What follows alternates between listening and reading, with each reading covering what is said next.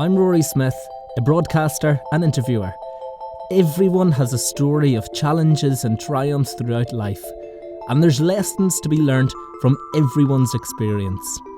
That is why I'm asking each person I meet, what's your story? He was addicted to crack cocaine, he was a violent drug dealer, he was involved with gangs, and he had 2 stints in prison. That was until Rob was 26 years old and he decided that he needed to change his ways. He has since moved to Malawi with his wife and 3 of his children, and they're reaching out to some of the poorest families in the area.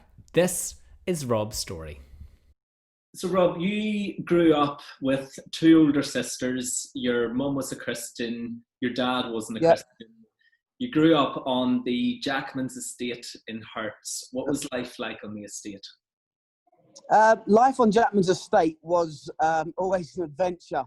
It's recently been nicknamed the Crackman's estate because it's just filled with drugs, crack cocaine, all of that. So early years growing up on that estate, my mum had become a Christian when I was 5. So she started off my early years as a baby and stuff. My mum was a raging, not alcoholic, but she was a heavy drinker, smoking, fighting down the pubs.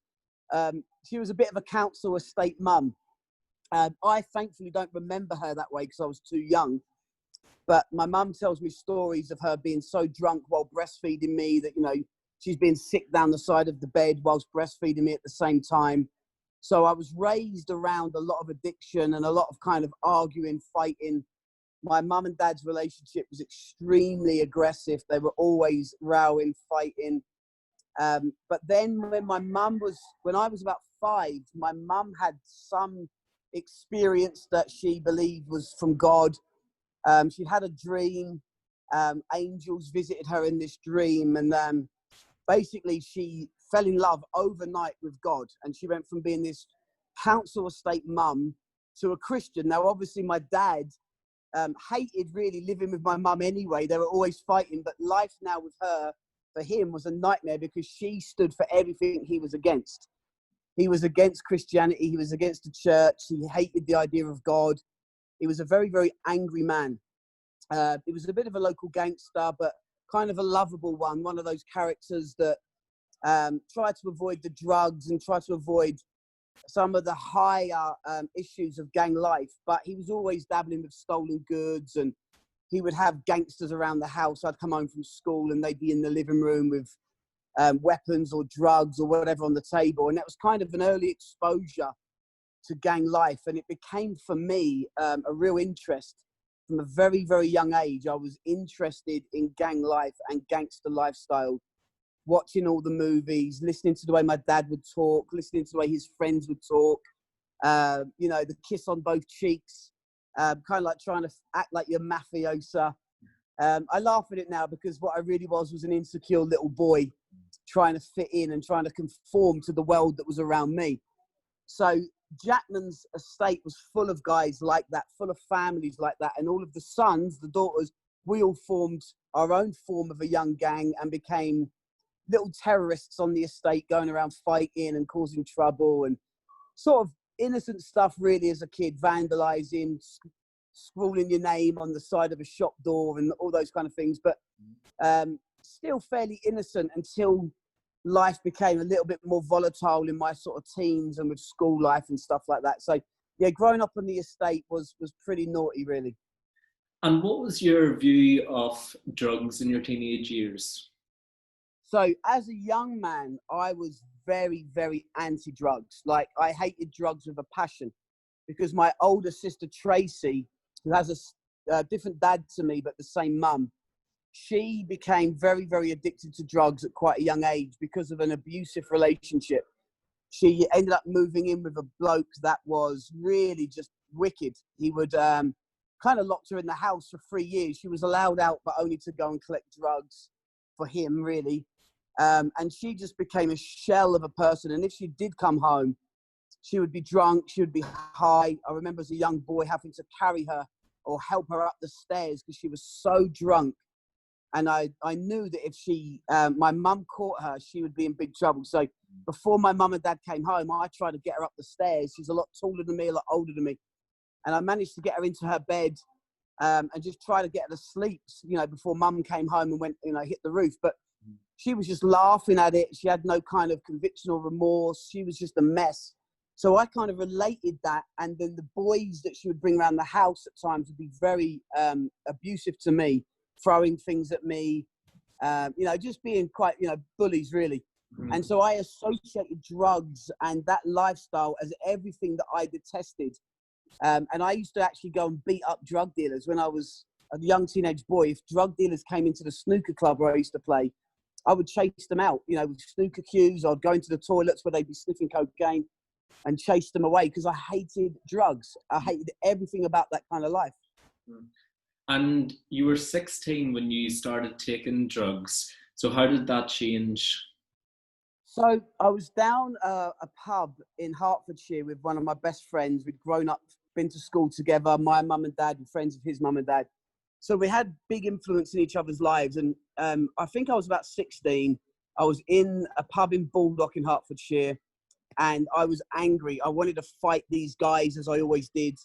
A couple of outsiders, a couple of guys that I didn't know from the area. So I was thinking, what are they doing in our pub? That kind of attitude. And they were sat there just drinking, minding their own business. But I was just looking for a fight. I was, you know, I was off my head on drink, looking for a fight. And my mate just grabbed me and said, look, come with me. He took me into the toilets of the pub and he was trying to calm me down. And I was just fuming. And he pulled something out of his pocket and he opened it up and it had some little powder in it. And he said, try some of this, it will calm you down. And I remember grabbing him and saying, what are you doing? That's drugs, isn't it? You know, I didn't really know what drugs was at that time, other than I hated it. But he kept convincing me and said, Rob, this will calm you down. I've been taking it for a little while. That's why I'm always happy. You don't see me fighting anymore. And I kind of thought, oh, you know, if it's chilling him out, it's not doing any harm. And so in a drunken state and with the peer pressure there, I put my finger, licked my finger, put it in this packet, and put it on my tongue as he instructed me to do. And very quickly, I went from being very angry to happy, laughing. I wanted to go and hug these two guys instead of hitting them around the head with a broken bottle. You know, my whole attitude changed. And when I went home that night, I thought, I've just had the best night ever without fighting. You know, and I associated the drugs, obviously, as the change that made in my life. So I started taking it at the weekends only with my mate. And then very, very quickly, it became a Thursday night thing as well as a Friday night thing. What drug? It was speed, so amphetamine. And, you know, looking back, it was cut with all sorts. So it was probably just very little amount of drug in there.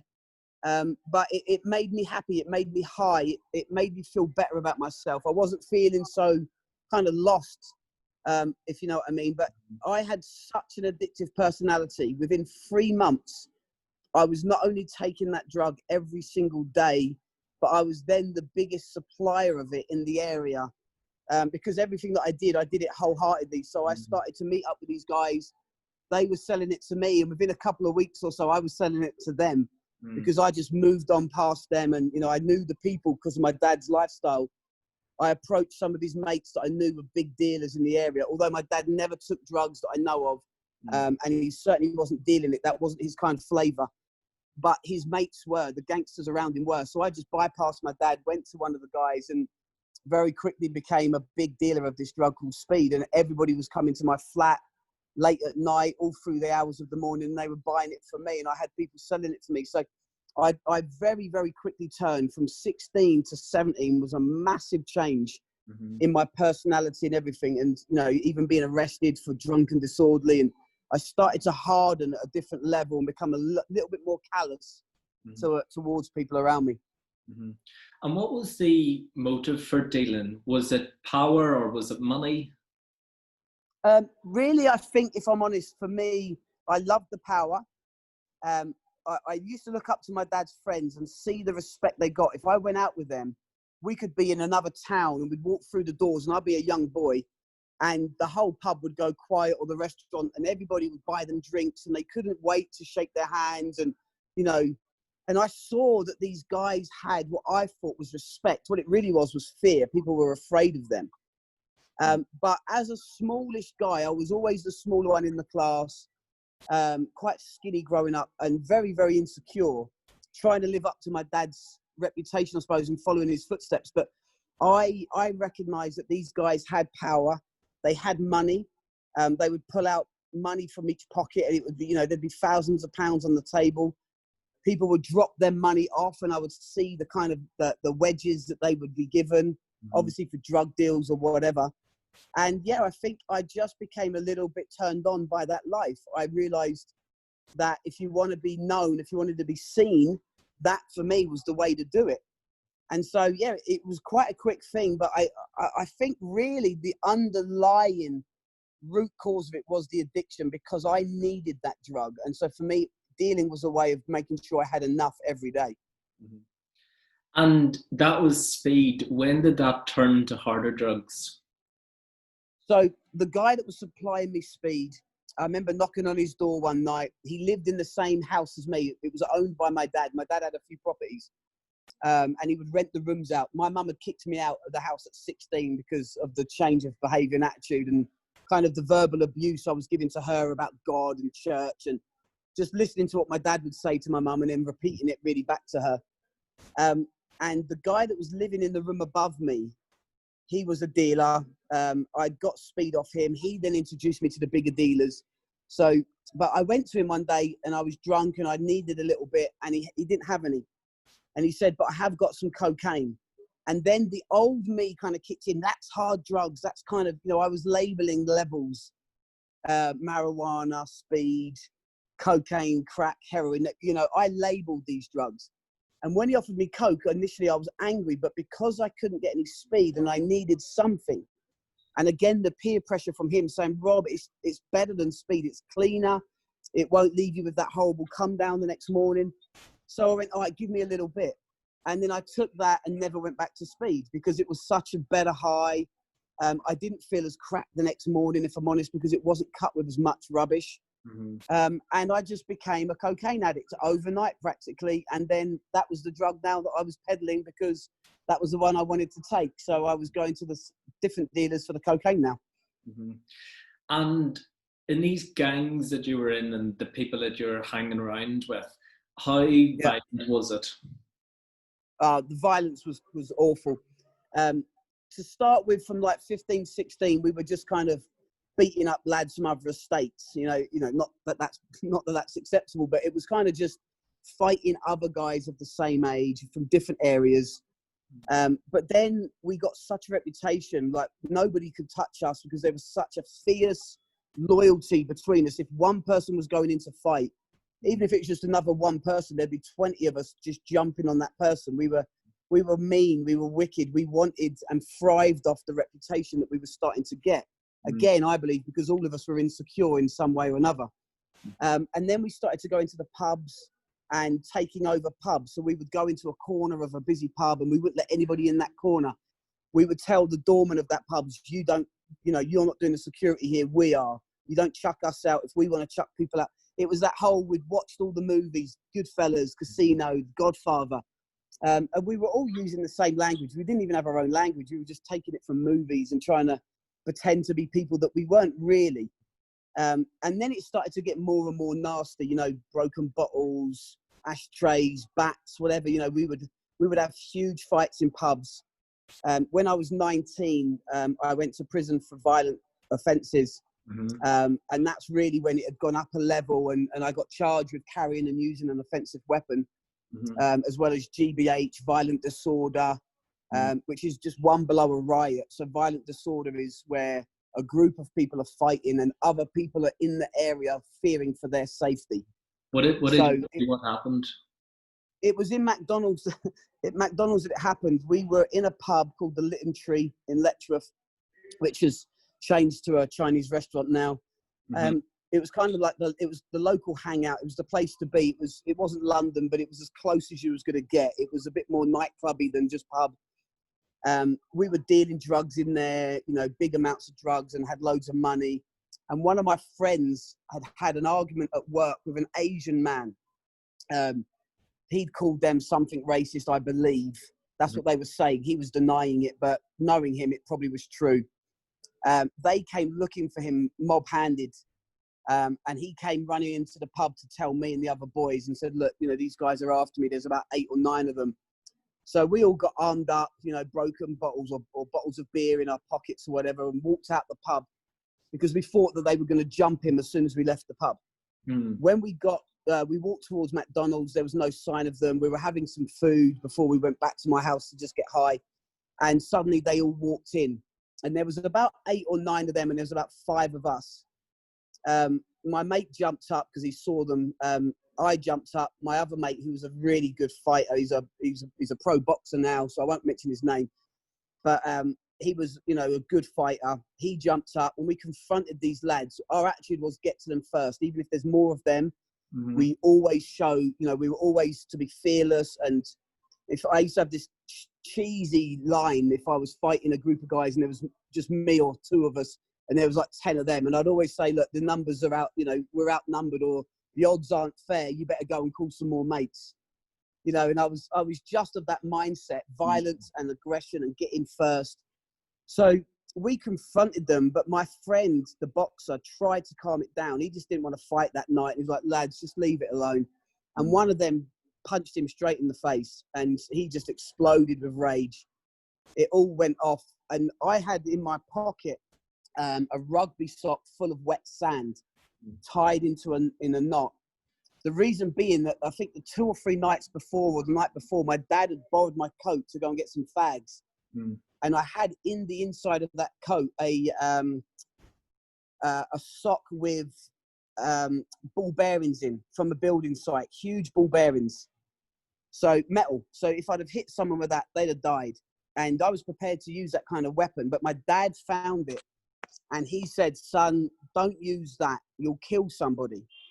Great fatherly advice. But he carried on to say, just put wet sand in it. That will just knock them out. You know, he didn't care if I was fighting. He didn't want me to kill anybody, but he was okay with me knocking somebody out, which was a bit perverse, really. But I went home that night that he told me that, took the ball bearings out, put wet sand in it. And within a day or 2, I can't remember exactly, this happened, this fight. So really, in a way, he probably stopped me from doing time in prison for murder, because I pulled this weapon out, hit the guy on the head with it, and it was all on CCTV camera, which I didn't know. And he had a fractured skull and a shattered cheekbone. It was horrendous. He fell into a coma. We don't know if that was my blows or somebody else's blows, or a mixture of all of them. But we kind of took over that fight quite quickly through aggression, and innocent people were getting hurt. A young girl, a young woman, had her arm broken by a flying chair. You know, my friend picked up a metal chair and threw it, and it hit her on the arm, and she put her arm up and she broke her arm. So there was a lot of witnesses, and a lot of people by this time had enough of us. You know, that people were afraid of us, but now they just kind of had enough.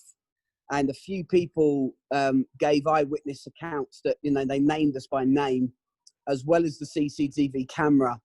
So I think within 24 hours, early of the next morning, the police came to my house. They kicked the door off, kind of, you know, there was police dogs there, armed response in the back garden. They stood in the neighbour's garden because I was used to getting away. I always kind of got away from the police. But this time they were determined to get me. So they did. I ended up on remand, and then I got bail. I think my dad put some money up. I got bail. And I had more bail conditions than, you know, some of the biggest gangsters of the area. I was barred from every off-license and on-license premises in the whole of the UK. So even Northern Ireland, I was not allowed to go into any pub or any place that served alcohol. I was banned from Hertfordshire. So I didn't just have an ASBO on a street. I was actually barred from a county, the whole of Hertfordshire. So I had to move to Bedfordshire with one of my dad's workers. He had a roofing company, my dad, and one of his men came from Bedfordshire. So I had to move there. I would get back to parties and back to nights out with the boys in the boot of cars. They would drive up to the club. The doorman would open the security door, the fire exit, and they would let me in through, because we, you know, the doorman will either work for us or were afraid of us. And I would sneak in the back door. And when I went to trial, because I pleaded guilty, the evidence was just too overwhelming. So I pleaded guilty. All my friends had gone not guilty except me. So they were going for a trial. I was just there for the last day for sentencing. And I got 2 years, 18 months on that one. I got 18 months for ABH, GBH, violent disorder, and the use and carrying of an offensive weapon. So that was kind of my first stint in prison, and it didn't bother me one bit. I kind of glorified in it. I thought I've arrived, at a certain level of being a wannabe gangster because I'm now doing time. Wow. And did you not care at all about the consequences, not just physical of the people that you were attacking, but the mental health of them, the emotional health, the effect on their families, the impact? When you're in that life, when you're in that world, you harden. Your heart literally hardens and darkens over time. It's a process, and it gets worse and worse and worse. My dad heard that this young man, same age as me, was in a coma, and I remember him coming into the house, or I came into the house. He was watching the telly, and he paused the TV or turned it off, whatever he did, and he said, "I've heard that guy's gonna die." And I remember saying to my dad, "Dad, if he dies, he dies. He shouldn't have punched my friend in the face." And my dad just looks at me, and I think he was realizing at that point that the way I was raised, and I was now at a different level to him. I was more violent than he was. I was more probably feared than he was. I'd kind of escalated, which I think happens with every generation. The craze of back then, in the 50s and 60s, now the gangsters and that in London, it's machine guns, it's acid, it's a different level. People have just, I think, learned from every generation and try to better them in a sick, perverse way. So I wasn't really thinking about the consequences of me. Prison didn't scare me. I went to prison with my head held high, and I kind of, I would fight in prison. I would take drugs in prison.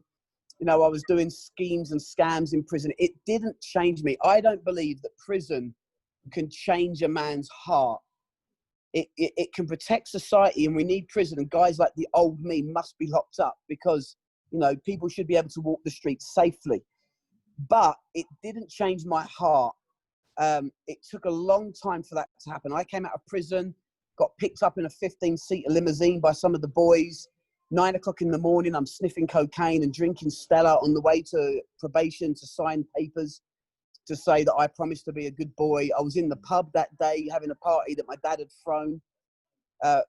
thrown for me. Everyone's there. Bobby's back. Bobby the gun's back. Yeah. And I was just running around. Like 2 days later, I'm back in the cells for beating a guy and his dad up because they grasped a friend of mine up. I didn't care. I was lost. How far do you think it could have went? Could you have justified killing a man? Yeah, I think at that stage I could. Now listen, I went to sleep at night on my own with regret and remorse most nights. So I do believe that there was a heart in me that was aware of the wrong. Especially after my dad died after my first prison sentence, and that was a very dark time. That's when I became a real hardened, angry man over the situation he died and the way our relationship was. But most nights I'd go to sleep, or at least on the come down of the drugs the next day, I would feel ashamed. But what you do with that shame, what you should do is obviously cry out for help and sort your life out. What I would do would just bury it and whack drugs in my system quickly, hit the booze quickly before that shame would, have its way in me. And I would just go straight back to the hardened, angry Rob Joy. And you touched on it there. What effect did your dad's death have on you? It was the worst time of my life, of course, but we'd had a huge row that day at work. I worked for my dad on and off when I was sober or when I was, in a state to work. I had worked so hard that particular day because I was a desperate young boy looking for daddy's approval. That's what I was. And that's what I call most gangsters. And when I speak in prisons and schools, I call them out. I'll go into prisons. I'll say, "You're not gangsters. You're just scared little boys trying to prove yourself to daddy."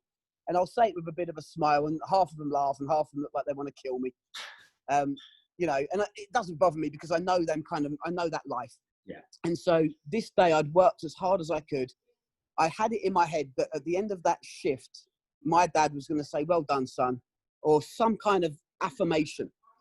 He didn't. He was angry about the job. It had taken too long because of the other men. I'm just a labourer, so I can only go as fast as the men above me. But he blamed me. They'd said, oh, we'd work faster if your son would work harder. And they kind of tried to blame shift. My dad went mad at me in this lorry. And now I was at a stage of my life, I could have taken my dad out physically, but he was the only man in the world that I wouldn't have had a fight with because he was my dad. He had a really bad health problem with his heart. He'd had several heart attacks. He had emphysema, lung disease, all sorts of problems, high blood pressure, the lot. So every time he would argue with me, I would just recoil because I thought if this argument goes further and he loses his temper, he might die. But this particular day, he was just losing it with me. And I was trying to hold back the tears because obviously somebody that I respected and loved so much was abusing me verbally, and it hurts. And I remember looking away because I could feel a tear was going to escape. And I tried to talk to my dad. Crying was weak. He saw me crying and he lost it. He said, "What are you doing? Are you effing crying, boy?" And I lost it with him. I literally lost it. And I was like, "Shut up, I'll kill you." Like I had no control now over my temper. And he went really silent. I think he realized he pushed me too far. We pulled up at the petrol station. He asked me, "What side of is the petrol cap on your side?" Because he wanted to know which way to position the van. I thought it was. I looked at the side mirror and I thought I saw it. I said, "Yeah, it's my side." But when he got out, it wasn't. It was his. And to my dad and his temper and his attitude, that was just the end of the world. So he called me a stupid cunt. I said in my heart, right then, I'm never going to speak to you again. I lost it. You know, he'd gone too far. And I remember getting out at home. I was on police curfew. I had to be home by 7 p.m. every night. I remember being in, and normally I would go out after hours and just get drunk because I didn't care if the police found out or not. But this day I was just at home and I was gutted. I felt gutted that my dad had just called me that and the argument, and I'd kind of had enough. I remember my mum saying, "Where's your dad?" And I was like, "I don't effing care." You know, I'd gone home to stay back with them. You know, I was in the house, out the house, in rental properties, back at home, depending on the situation. And I remember my mum saying, "Where's your dad? His dinner's getting cold."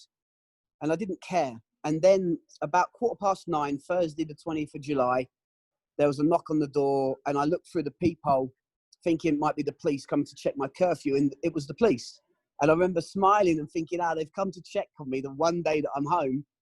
So I opened the door, and as I opened the door, I could see from the face of these, it was a uniformed police woman and an undercover CID, or plainclothes CID. And I knew this CID. He was kind of in my dad's pocket a little bit. They'd drunk in the same pub, and my dad would do favors for them. If they were drunk, he would drive them home or whatever, and, you know, kind of looked after them, and they owed him favors for various things. And I remember saying to him, "You can come in. My mum's in the living room. Go and tell her." I knew what was coming. And I went into the kitchen and just fell on my knees as I heard the words, "Mrs. Joy, your husband's dead." And I was just, I just couldn't handle it. I just didn't know what to, it was like slow motion. I remember getting up and punching the pantry door, which was a really thick, heavy door, and really hurt my hand. I remember going into the living room where my sister Tracy had now collapsed on the floor, crying her eyes out. And I remember just picking her up and saying, "Stop crying, you're not allowed to cry." And I kind of went into a tailspin mentally, I think, for a few hours. My cousin, who was very close to my dad and a kind of a father figure to me, came round. My best friend came round. And I just sat there and they just sat with me. It was kind of silence. They just didn't know what to say or what to do. And I was trying to hold back these tears, and I felt so gutted. And eventually I just threw up. It was kind of, I think, the shock. I threw up and I burst into tears. And I think I cried all through the night. Didn't sleep a wink, putting cocaine in my nose. And then the next morning went to the local cafe, the workman's cafe, where we would all meet for work. The men knew by now. They came in anyway. They knew. They'd had phone calls to say Lionel's dead, my dad. And we just sat there in the cafe, and everybody was kind of just like telling stories about my dad. And I just stormed out, you know, and I went on a really heavy drug binge that lasted several days. We went to a local pub with a huge beer garden, and one of my friends threw a load of money behind the bar and said to the barman, "This guy doesn't pay for a drink or anything all day. This is, and they were kind of being gangsters, friends, but with, the way we'd seen it done in the movies. And I just lost the plot. I just, my dad's funeral, I was just a shell of a man. We lowered my dad into the ground, and I just remember this emptiness. All the gangsters were around, and my family and friends were around, and it was a hot sunny day. Everyone had their sunglasses on. Everyone looked like the gangsters from the movies. And we went down the pub and just got hammered, and I was fighting everybody, and kind of a lot of that's a blur. I can't remember all the details of it, but that changed my life. I was already bad, but I was now a grown man bad, not just a young boy bad. Right. And what was the alcohol and drug intake like after that? Oh, it was daily, every day. When I started drugs at 16, I didn't stop till I was 26, except for the 2 spells in prison. I was smoking a bit of weed in there, marijuana, but that was never my drug of choice. But I couldn't really you could get heroin in there, and I never touched heroin. That wasn't my flavor. I was always an upper kind of a drug taker, so speed or cocaine. Couldn't get those particular drugs in the prison I was in. So it gave me a bit of relief, and I then hit the gym hard. So I started taking steroids. Somebody smuggled me in some steroids, and I hit the gym really hard and put loads of weight on, muscle weight. So when I came out, I felt like even more of a bad man, because I was now a bit grown. I was strong. And I was determined that I was not going to touch the drugs until a friend of mine approached me and said he was owed quite a few £1,000s for drugs from people that he was selling to, and they hadn't paid. And he asked me, "Will you collect the money?" So I started going around knocking on doors, making phone calls and collecting money. And all the money that he'd been owed was in quite quickly. And he didn't want to pay me with cash because he was using that. So he said, "Let me just give you this." And he gave me a load of drugs, and I ended up just getting back on it. So it was quite quick. The muscly man soon became a skinny man again, trying to carry on this reputation, carrying weapons, carrying a gun, starter pistol. It was a real gun, but it had been turned into a starter pistol so it could fire up but not out, if you understand that. And it was a Beretta. But I would carry it for fear and intimidation, and just pull it out in pubs if people were gobbing off, and trying to make myself look hard again and trying to keep my reputation. But I was losing it daily, and I think more and more people were aware of that, because my mental health was taking a huge decline at this point. And that was a dangerous cycle that continued. It was crime, it was drugs, it was alcohol, all of the rest of it. And this led to rock bottom, 2005, 26 years old. Tell me about that. Yeah, I was now on crack cocaine. So I'd again gone to buy cocaine, none available, but they had crack. Same story, took that, loved it. That drug is a different drug altogether. It's all drugs are evil. And when I do schools and prisons talks, I label them all at the same level. Marijuana, the lot. I know people that have ended up in mental institutions for just smoking weed. People are not supposed to be taking that stuff and putting it in their bodies. And so I became really, really addicted to crack. And that's when I lost it. I wasn't fearless anymore. I was full of fear. I'd lost my aggression, and I'd become very, very insecure. And I think it just brought out the real me, if I'm honest. And I started to just see people behind curtains that weren't there, and I would jump up and start stabbing the curtains. And I realized that my mental health was taking a major decline, and eventually I was diagnosed with drug-induced schizophrenia, paranoid schizophrenia, medicated and all that. But that was a few years into it, into the crack. But by the time I hit 2005, my girlfriend at the time had walked out on me because she caught me taking crack one too many times. I'd blown all of the Christmas money on drugs. She moved out, but she had just found out she was pregnant. And I was desperate to be a dad, and I was desperate to be a dad that gave a son what my dad never gave me, which wasn't money, it wasn't toys. My dad was brilliant at that, but it was love, it was affirmation. My dad never sat me on his knee that I can remember. If I jumped on his lap, I remember him feeling very awkward. He didn't want to kiss me because kissing apparently would make me feel weak, and he wanted me to be strong. he had this twisted way of life, and probably got that from his own father and his own upbringing. You know, you can't give what you haven't got. So if you haven't been loved, you can't give love. So I remember thinking, I'm going to be a dad, and I want to be the best dad I can be. So I'm going to try to stop taking drugs. And it was at that point, after 5 or 6 failed attempts, that I realized I can't stop taking drugs. That's when I realized I'm an addict, you know, or I was an addict. My sister Nicola had seen me in so many paranoid episodes, fighting shadows, you know, like throwing punches, thinking that someone was there, carrying weapons around at 3 a.m. into the bathroom, searching, you know, like in the cupboards in the kitchen that are only big enough to, you know, hold a few tins of beans. And I'm thinking maybe there's a man in there. You know, I was absolutely losing the plot mentally. And the medication that they gave me, I think, were worse than the recreational drugs. You know, mixing them together was an absolute time bomb of insanity. I was just totally insane. My sister was begging me. They were Christians. They both had massive turnarounds in their life. My mum had prayed for them. They, you know, I'd seen the transformation in them. And if I'm honest, I was jealous of it. And I realized that this Jesus that they were preaching, although I didn't want a barge pole of him, he'd seemed to make a massive difference in their lives. They were transformed. So that was kind of in my mind a lot. But I didn't want to give up my reputation. I didn't want to give up which I'd lost by now anyway. But I didn't want to give up that life. I was so clinging on to something so fake and so empty and so dark, really.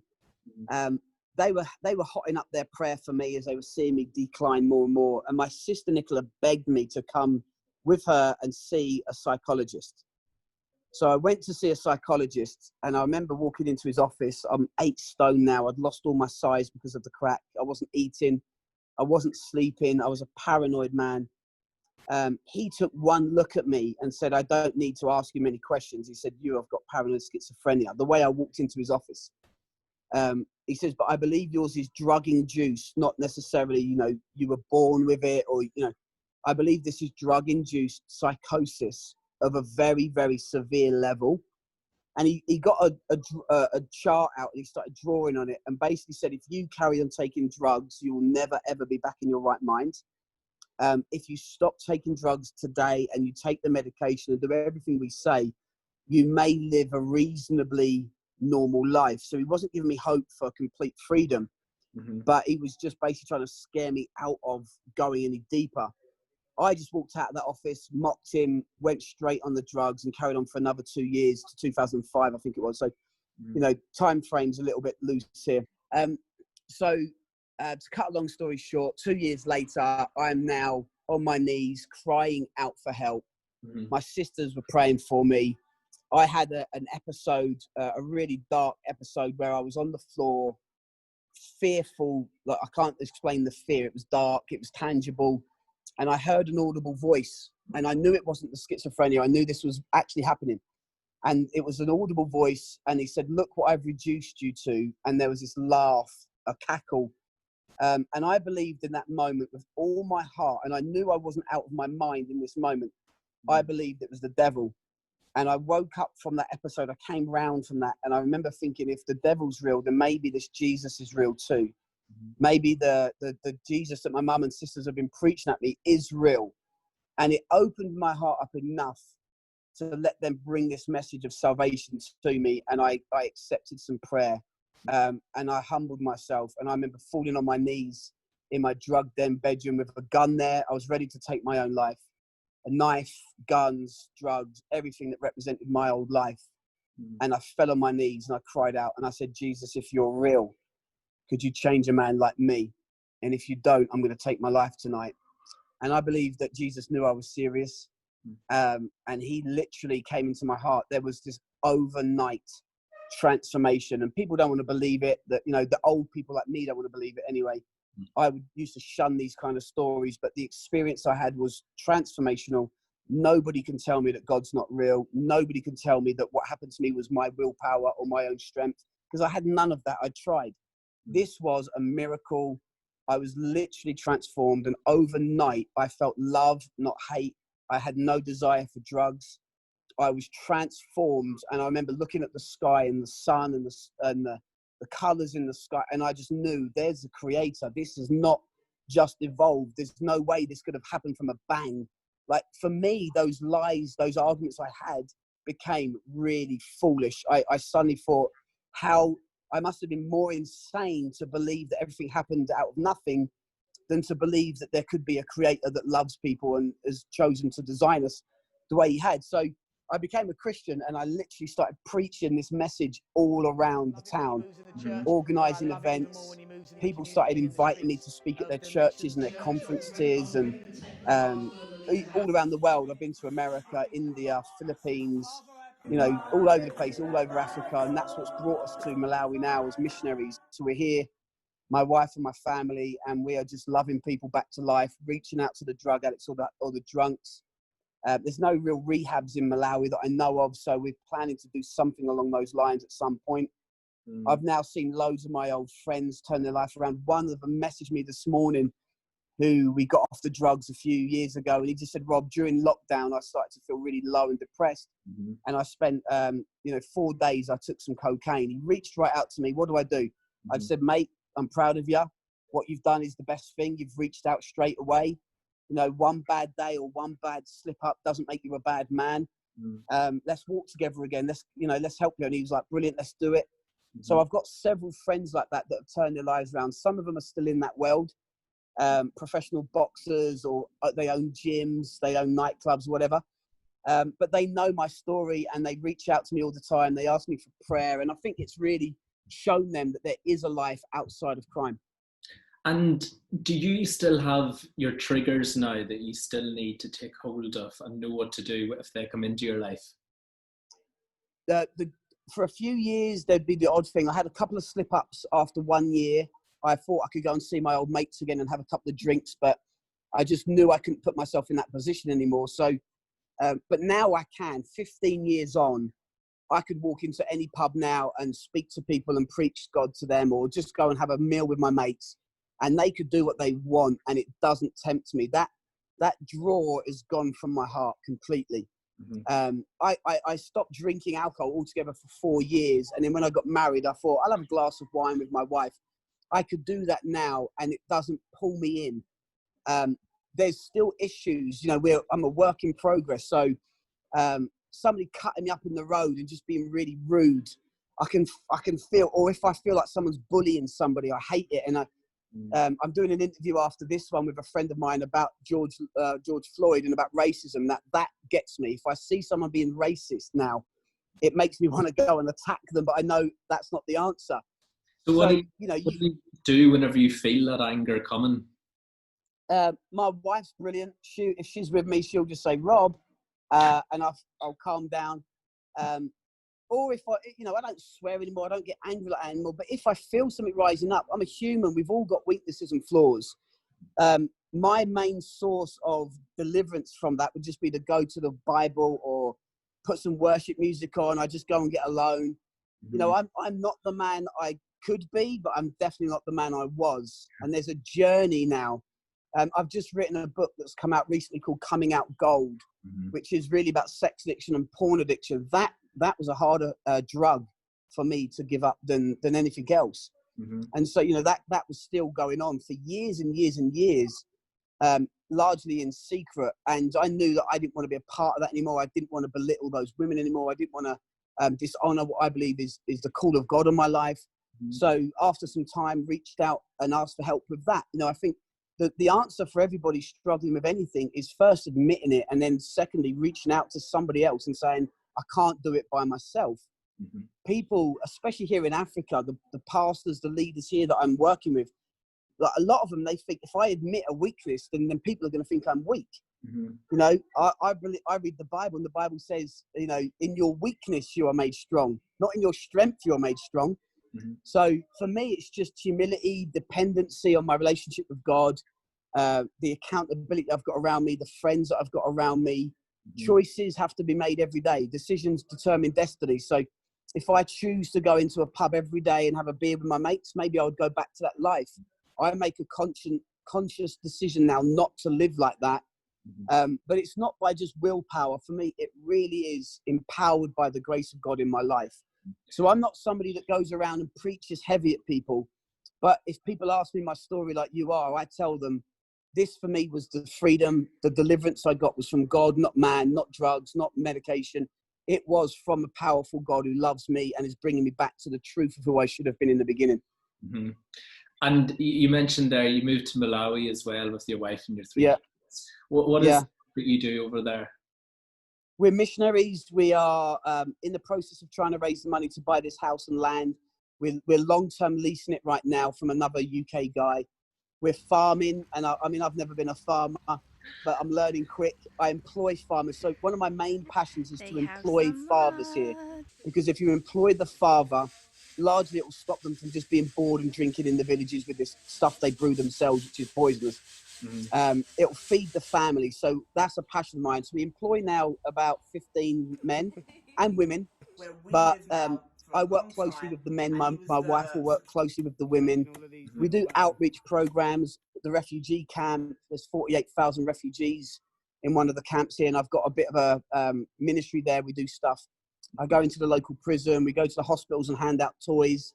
For me, you can stand on a platform and preach all you want, and people like to do that in church really today, and it's not wrong, but really it's a bag of maize or a bag of rice will speak louder than a microphone ever can. And so my wife does treatments. She's not first aid trained, but she'll bandage wounds, or she'll give lotion for scabies to babies in the village. They can't afford the creams. So we have money donated into our charity, and it goes to things like that. We're farming tomatoes, and we give 10% of those tomatoes to the poor, and then the money that we can raise selling them, it all goes back into the project. So farming, widows and orphans are big on my heart. People that are vulnerable, addicts, people that haven't really got a voice and they need somebody to fight for them. That kind of moves my heart a lot. But then training young men. So I'm a decorator by trade, and I want to do vocational training. We're trying to build a training centre here, a medic centre, a nursery school. We've got 7 acres of land, so we've got the land. We're starting to buy bricks now every day as people donate. We're doing a kind of send £6 to get 100 bricks kind of thing. And we buy them and we lay them, and we're just doing everything we can, a step at a time, day by day.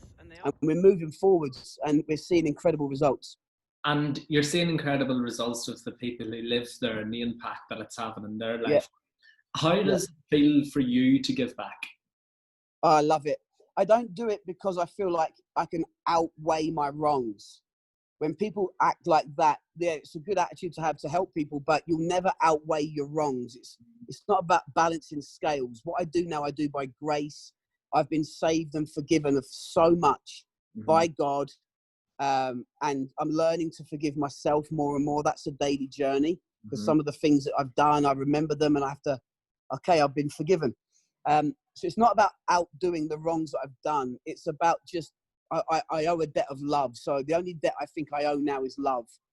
And I love to love people. It's such a great weapon.